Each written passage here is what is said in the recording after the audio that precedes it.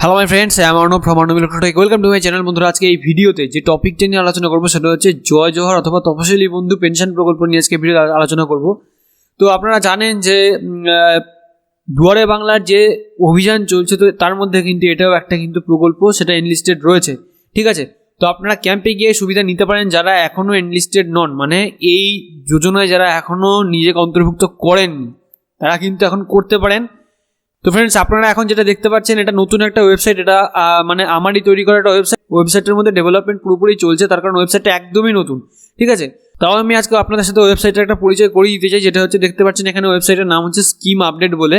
ঠিক আছে, তো অ্যাকচুয়ালি ওয়েবসাইটটার মধ্যে কী কী দেওয়া হবে সেটাও আমি বলে দিই। তো এই ওয়েবসাইটটার মধ্যে রাজ্য সরকারের, কেন্দ্র সরকারের যত স্কিম রয়েছে চেষ্টা করবো 100% স্কিম এখানে আপডেট দিয়ে রাখতে। অফিসিয়াল নোটিফিকেশান যেগুলো থাকে, যদি অফলাইনের ফর্ম থাকে, এছাড়াও অফিসিয়াল যেসব ওয়েবসাইটগুলো থাকে, যদি অনলাইনের প্রসিডিওর থাকে, সমস্ত লিঙ্ক দিয়ে আমি এই ওয়েবসাইটটাকে বা প্রত্যেকটা পোস্ট নিজে হাতে ধরে একদম 100% আমি তৈরি করার চেষ্টা করছি। তো আপনাদের যদি কোনো মতামত থাকে অবশ্যই জানাবেন। তো এখানে দেখতে পাচ্ছেন জয় জোহার আর তপশিলি বন্ধু পেনশন প্রকল্পের এখানে একটা পোস্ট আমি অলরেডি করেছি। এখানে দেখতে পাচ্ছেন প্রথমে লেখা আছে একটা সংক্ষিপ্ত ধারণা। তো আমি পুরো জিনিসটা পড়বো না, আমি লিঙ্ক অবশ্যই দিয়ে দেবো ডিসক্রিপশনে, এখান থেকে পড়ে নিতে পারবেন। তো পুরো জিনিসটা পড়ে আমি সময় নষ্ট করবো না।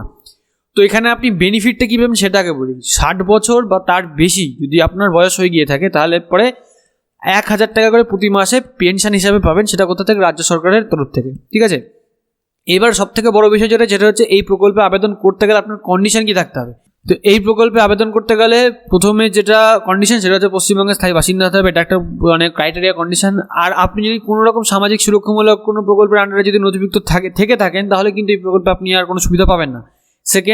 থার্ড কি, আপনার একটা সচল ব্যাঙ্ক অ্যাকাউন্ট থাকতে হবে, সে যে কোনো ব্যাংকের, আমি এখানে মেনশন করে দিয়েছি যে কোনো ব্যাংক। ঠিক আছে, আর আবেদনকারীকে তপশিলি শ্রেণীভুক্ত হতে হবে, মানে তাকে SC STর মধ্যে কিছু একটার মধ্যে অন্তর্ভুক্ত থাকতে হবে। ঠিক আছে, আবেদনকারীকে ন্যূনতম 60 বছর বা তার বেশি বয়স হতে হবে। এটা হচ্ছে মানে ক্রাইটেরিয়া, কোন কন্ডিশন হলে আপনার আবেদন করতে পারবেন। এইবার বিষয়টা হচ্ছে যে আবেদন করার জন্য কী কী লাগবে সেগুলো এখানেও লেখা আছে, আমি পুরো তারপরে ফর্ম ফিল আপ চলাকালীন আমি বলে দেবো।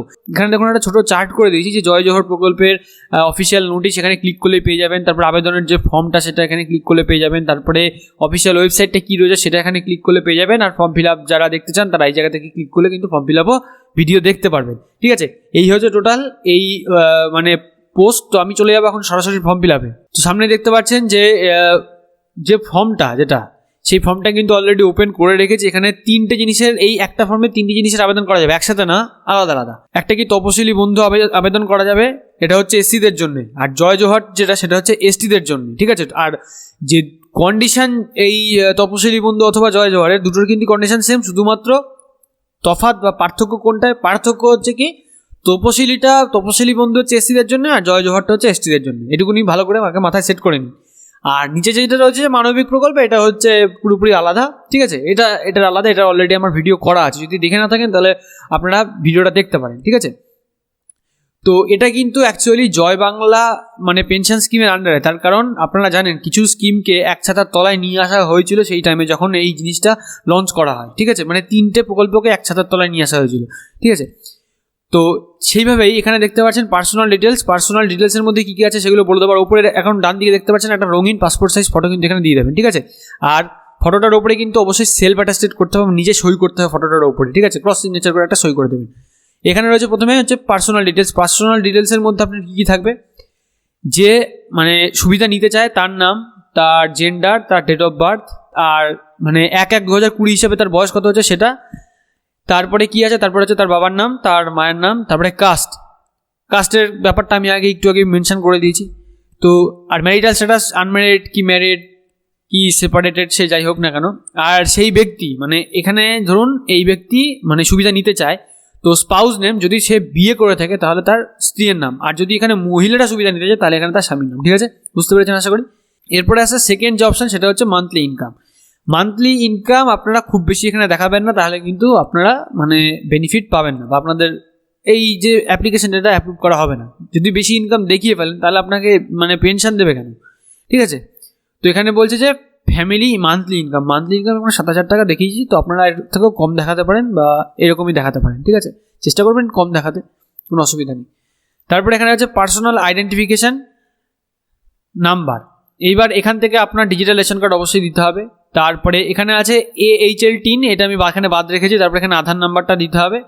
আর AHL টিন এটা কিন্তু ম্যান্ডেটারি না, আপনারা দেখতে পাচ্ছেন স্টার ডাউনে, আধার নাম্বারটাও স্টার ডাউনে, এটাও ম্যান্ডেটারি না। বাট ভোটার যে নাম্বারটা বা এপিক নাম্বার সেটা ম্যান্ডেটারি, প্যান নাম্বারও ম্যান্ডেটারি না, যদি থাকে দিয়ে দেবেন, ঠিক আছে।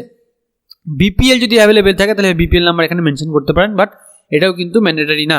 এগুলো না থাকলে আপনার যে হবে না তা না, হবে। এটা হচ্ছে পুরোপুরি প্রথম পৃষ্ঠার ফর্ম ফিল আপ, চাইলে পরে স্ক্রিনশট নিতে পারেন। চলে যাবো এখন সেকেন্ড পৃষ্ঠায়। এটা হচ্ছে ফর্মের সেকেন্ড পৃষ্ঠা, তেমন কিছুই নেই, খুব সোজাই ফর্ম। তো এখানে দেখতে পাচ্ছেন যে BPL আইডি বা BPL টোটাল স্কোর এগুলো যদি কিছু থেকে থাকে দেবেন। আর পরে আসছে কন্ট্যাক্ট ডিটেলস, আপনার সাথে কন্ট্যাক্ট করার জন্য যে ডিটেলস সেটা স্টেট দিয়ে দেবেন। আপনার অ্যাসেম্বলি কোনটা আছে সেটা কিন্তু আপনারা ভোটার ইনফরমেশনে পেয়ে যাবেন, বা ভোটার কার্ডের পেছনে লেখা থাকবে নতুন ভোটার কার্ডে। ডিস্ট্রিক্ট দেবেন, পুলিশ স্টেশন দেবেন, যদি মিউনিসিপ্যালিটি, ব্লক নাহলে ব্লক, গ্রাম পঞ্চায়েত বা ওয়ার্ড যেটা হবে সেটা দেবেন, ভিলেজ, টাউন, সিটি যেটা হবে সেটা দেবেন। বাড়ির যদি কোনো নাম্বার থেকে দেবেন, আদারওয়াইজ দেওয়ার দরকার নেই। পোস্ট অফিস দিতে হবে, পিনকোড দিতে হবে, ঠিক আছে। আপনি ওয়েস্ট বেঙ্গলে কত বছর যাবত বসবাস করছেন সেটা এখানে মেনশন করে দেবেন। যদি ওয়েস্ট বেঙ্গলে জন্ম হয়ে থাকে তাহলে আপনি জন্মের সাল ধরেই মেনশন করবেন। মোবাইল নাম্বার অবশ্যই দিতে হবে, তার কারণ আপনার যত যোগাযোগ মোবাইল নাম্বার হবে। ইমেল আইডি যদি থাকে দেবেন, ভুলভাল ইমেল আইডি দেওয়ার কোনো প্রয়োজন নেই।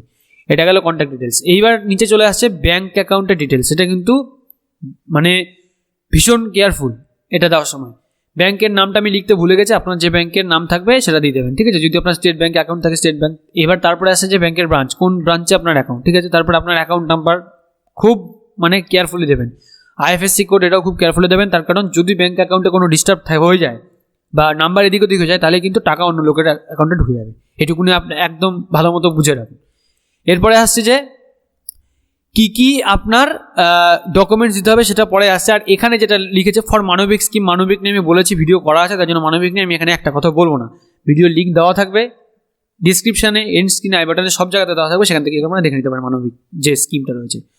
এবার এখানে আছে ডকুমেন্টের বিষয়ে। এখানে দেখুন লেখা আছে আপনার ছবি দিচ্ছেন, কাস্ট সার্টিফিকেট তো অবশ্যই মাস্ট দিতেই হবে, আদারওয়াইজ আপনার এই ফর্ম ফিল আপ আর না ফিল আপ করা একই কথা, ঠিক আছে। তারপরে ডিজিটাল যদি কোনো সার্টিফিকেট থেকে থাকে সেটা দেবেন। তারপরে এখানে ডিজিটাল রেশন কার্ড দেবেন, আধার কার্ড দেবেন, তারপরে ভোটার কার্ড দেবেন। এখানে রেসিডেন্সিয়াল একটা সার্টিফিকেট, সেলফ ডিক্লারেশন সেটা দেবেন, ইনকাম সার্টিফিকেট দিতে হবে, ব্যাংকের পাসবইয়ের একটা প্রথম পাতা জেরক্স কপি দিতে হবে। আর এর ছাড়াও যদি আপনি এক্সট্রা কিছু অ্যাড করতে চান ডকুমেন্টস অ্যাড করতে পারেন। এই হচ্ছে টোটাল সেকেন্ড পৃষ্ঠার ফর্ম ফিল আপ। চাইলে স্ক্রিনশট নিতে পারেন। চলে যাবো পরের পৃষ্ঠায়। এই হচ্ছে থার্ড পৃষ্ঠা। তো এটা হচ্ছে সেলফ ডিক্লারেশনের একটা জায়গা। আর এখানে যেভাবে লেখা আছে আপনারা এটাকে ফলো করতে পারেন, এভাবে আপনারা লিখে দেবেন, ঠিক আছে। এখানে যা লেখা আছে, আর বাকিগুলো কিছু করার দরকার নেই। এই জায়গাতে হচ্ছে যে বেনিফিশিয়ারি তার সিগনেচার, বাদিকে হচ্ছে ডেট, এই হচ্ছে বিষয়। আর নিচে পুরোপুরি হচ্ছে অফিসিয়াল ইউজের জন্য। আর 4 নম্বর যে পৃষ্ঠা সেটা এমন কিছু আপনার কিছু কাজের না, তাই জন্য আমি 4 নম্বর পৃষ্ঠার কিছু দিইনি, ঠিক আছে। এই হচ্ছে টোটাল 3টে পৃষ্ঠা, মেন 3টে পৃষ্ঠার ফর্ম ফিল আপ। তো এইভাবে কিন্তু আপনাদের পুরো ফর্মটা ফিল আপ করতে হবে। আপনারা চাইলে এখান থেকে ইনফরমেশনগুলো পুরোপুরি ইন ডিটেল পড়ে নিতে পারেন। কোনো রকম সমস্যা হলে অবশ্যই আমাকে কমেন্ট বক্সে কমেন্ট করে জানাবেন যে আপনার কী প্রবলেম হচ্ছে বা না হচ্ছে, আমি চেষ্টা করবো আপনাদের হেল্প করতে। তো এই হচ্ছে টোটাল মোটামুটি জয় জোহার বা তপশিলি বন্ধু যে পেনশন স্কিম সেটার উপরে ভিডিও বা ফর্ম ফিল আপ আমি যতটা পারলাম চেষ্টা করলাম আপনাদের বুঝিয়ে দিতে বা আপনাদের জিনিসটা শেয়ার করতে। তো আজকের ভিডিওটা কেমন লাগলো অবশ্যই কমেন্ট করে জানাবেন, ভালো লাগলে লাইক করবেন, ভিডিওটা অনেক বেশি করে শেয়ার করুন। এরকম ভিডিও আপডেট আরও পাওয়ার জন্য যারা এখনো চ্যানেলটিকে সাবস্ক্রাইব করেনি অবশ্যই চ্যানেলটিকে সাবস্ক্রাইব করবেন, আর অলরেডি যারা সাবস্ক্রাইব করেছেন তাদেরকে অসংখ্য ধন্যবাদ। তো বন্ধুরা ভিডিওটা আজকে এখানেই শেষ করছি। Thank you for watching this video. Have a good day, by.